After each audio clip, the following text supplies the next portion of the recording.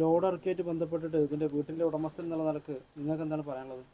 എനിക്ക് എൻ്റെ വീട്ടിൽ എൻ്റെ സുഹൃത്ത് ഇവിടെ കൊണ്ടുവന്ന് സാധനങ്ങൾ ഇറക്കുന്നു. ഞാൻ തിരക്കായതുകൊണ്ട് എനിക്കത് കൂടുതൽ ശ്രദ്ധിക്കാൻ കഴിഞ്ഞില്ല. അപ്പോൾ ഷോപ്പിലേക്കുള്ള മെറ്റീരിയലാണെന്ന് പറയുന്നു. അപ്പോൾ ഞാൻ അത് കൂടുതൽ നോക്കുന്നില്ല. പിന്നീട് ഒരു അരമണിക്കൂറിനുള്ളിൽ തന്നെ പോലീസ് വരികയും പെട്ടെന്ന് അങ്ങനെ വരികയും ചെയ്തു. അപ്പോൾ അവർ വിളിച്ച് പറഞ്ഞ സമയത്ത് അവരാരും വന്നതുമില്ല. പോലീസുമായിട്ട് നമ്പറും എല്ലാ കാര്യങ്ങളും കൊടുത്ത് തുറന്ന് കാര്യങ്ങൾ പറഞ്ഞിട്ടുണ്ട്. അപ്പോൾ നോക്കിക്കഴിയുമ്പോൾ തുണികളായിരുന്നു.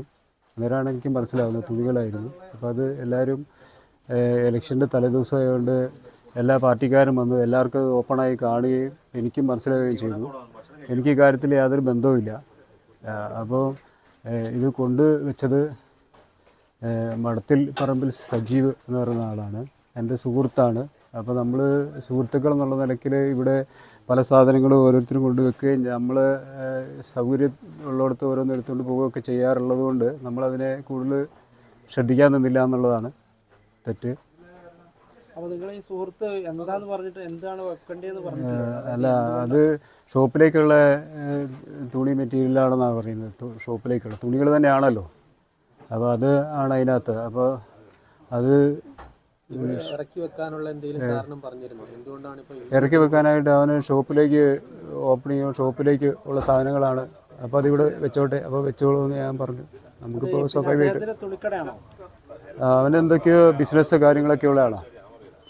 അപ്പോൾ സജീവ് അതാണ് അത്. അപ്പോൾ നമുക്കതിനകത്ത് എങ്ങനെയാണെന്നുള്ളത് അറിയത്തില്ല. ഈ സംഭവത്തിന് ശേഷം നിങ്ങൾ ആളായിട്ട് കോൺടാക്ട് ചെയ്തോ? ഈ സംഭവത്തിന് ശേഷം ആളായിട്ട് കോൺടാക്ട് ചെയ്യുകയും സ്ഥലത്തെ പോലീസ് വന്ന് SI ആയിട്ട് നമ്പർ കൊടുക്കുകയും SI ആയിട്ട് സംസാരിക്കുകയും അവർ കൊണ്ടുവന്ന മെറ്റീരിയലിൻ്റെ ബില്ലടക്കം കൊണ്ടുപോയി സാധനങ്ങൾ വാങ്ങിച്ചുകൊണ്ട് പോകാമെന്ന് പറയുകയൊക്കെ ചെയ്തിട്ടുണ്ട്. അവരുടെ ഭാഗത്ത് തെറ്റില്ല. അതിലെന്തെങ്കിലും ഉണ്ടെങ്കിൽ അത് ഓപ്പണാക്കി നോക്കിക്കോ, എന്തെങ്കിലും ഉണ്ടോ, കുഴൽപ്പണോ കള്ളപ്പണോ അങ്ങനെ എന്തെങ്കിലും ഉണ്ടെങ്കിൽ നിങ്ങൾ ഓപ്പൺ ആക്കിക്കോ, അവൻ്റെ വീട്ടിൽ നിന്ന് തന്നെ ഓപ്പൺ ആക്കിയോ, നിരപരാധിയാണെന്ന് നാം പറയുകയും ചെയ്തിട്ടുണ്ട്.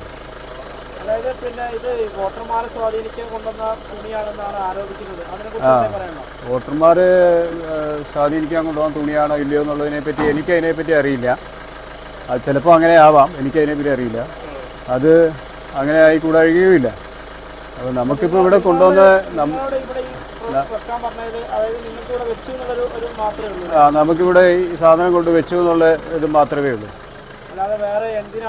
വേറെ എന്തിനാ ഏതാണെന്നുള്ളതിനെ പറ്റി കൂടുതൽ തിരക്കായതുകൊണ്ട് എനിക്ക് സംസാരിക്കാനോ പറയാനോ പിന്നെ അത് നോട്ട് ചെയ്യാനോ സമയം കിട്ടിയിട്ടില്ല.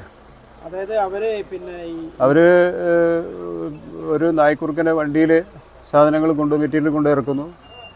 ഞാനും ഇവിടെ ഉണ്ടായിരുന്നു. അപ്പോൾ തന്നെ ഞാൻ പോകുന്നു, എനിക്ക് തിരക്കുള്ളതുകൊണ്ട് ഞാൻ പോയി.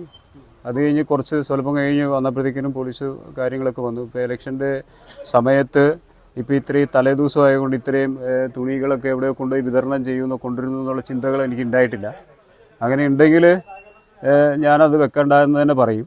അപ്പോൾ അങ്ങനെ ഉണ്ടായിട്ടില്ലാത്തത് കൊണ്ട് ഇപ്പോൾ നമ്മുടെ സുഹൃത്തെന്നുള്ള നിലയ്ക്ക് അവൻ്റെ എന്തോ ഷോപ്പിലേക്കുള്ള മെറ്റീരിയൽ ആയതുകൊണ്ട് അവിടെ ഇരുന്നോട്ടെ എന്ന് വിചാരിച്ചു, അവിടെ വെച്ചു, അത്രയേ ഉള്ളൂ. മുഴുവൻ പേര്? എൻ്റെ പേര് രഘുലാൽ.